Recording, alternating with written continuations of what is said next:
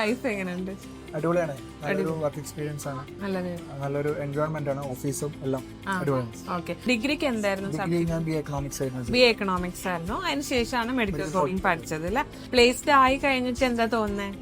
ഭയങ്കര ഹാപ്പിയാണ്. ഹാപ്പിയാണ്. നല്ലൊരു കമ്പനിയിലാണ് പ്ലേസ്ഡ് ആയത്. പിന്നെ കരിയർ ഗ്രോത്ത് ഒക്കെ എങ്ങനെയാ അവിടെ ഇൻഡസ്ട്രിയില്? അവിടെ പിന്നെ എല്ലാം നല്ല വെൽ സെറ്റിൽഡ് ആണ്. എല്ലാ കാര്യങ്ങളും പ്രോപ്പർ ആയിട്ട് ഫങ്ഷൻ ചെയ്യുന്ന ഒരു കമ്പനിയാണ്. അതുകൊണ്ട് കരിയർ ഗ്രോത്തും അതിനനുസരിച്ചിട്ട് പ്ലാൻ ഉണ്ട് അവിടെ. പ്ലാൻ ഉണ്ട്.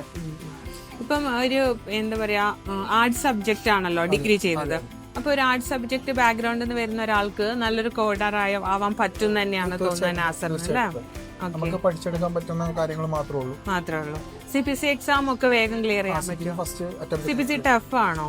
അല്ല, ഫസ്റ്റ് അറ്റംപ്റ്റ് തന്നെ ഞാൻ ക്ലിയർ ചെയ്യാൻ പറ്റും.